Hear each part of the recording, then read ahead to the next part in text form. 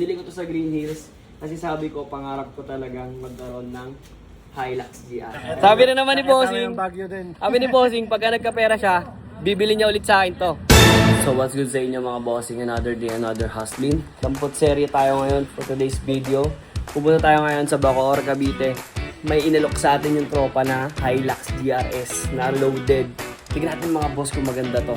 Sana madil natin. Samahan nyo kami. Let's go. So yun guys, papunta na tayo sa Bacoor. Sana madandil natin to. Na-miss namin to. Kaya kasama natin si Mami Ann. Hi guys! So, let's go guys. Sana magiging smooth ang transaction.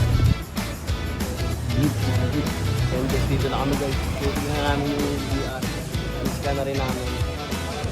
Sana sumama to. Sana makuha sumama sa akin. Yung bali mga boss, nagkasundo na kami ni Bossing. Alam ba boss? Ayan si Bossing. Nandito kami sa Bacoor. Yung first owner nito. Toyota GR 2026 model. Nagkasundo naman na kami. Magbabayaran na lang kami. Formado to mga boss, sobrang solid. Sabi na naman ni Bossing, sabi ni Bossing, pagka nagkapera siya, bibili niya ulit sa akin to. Toyota Hilux 2026 GR. Yan guys, na-testing natin yung unit. Tapos na-testing ni Bossing.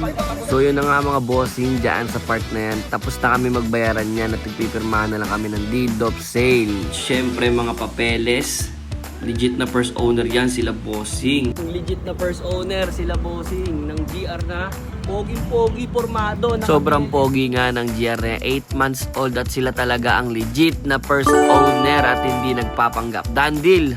So ngayon mga bossing, pauwi na tayo ng QC. Sumama sa atin itong poging-poging GR 2026, kakalabas lang ng kasa. 8 months old mga bossing. Kasing edad lang to ng bigay namin. Baby baby to. So yun mga boss, sobrang nakakapagod na araw. Time check, 1:00 na tayo nakauwi. Uwi na natin yung Toyota Hilux GRS. Konting trivia mga boss, itong t-shirt ko na to, way back 2 years ago pa to. Bili ko to sa Green Hills kasi sabi ko, pangarap ko talagang magkaroon ng Hilux GR. Pero ngayon, 2026 na, nagkaroon tayo. Magiging available na to soon. Gagamitin ko muna. No? Tingnan muna natin kung ano ba talagang performance ng ganito ka-pogi Hilux GR. Salamat sa inyong pagsama mga boss. Peace out.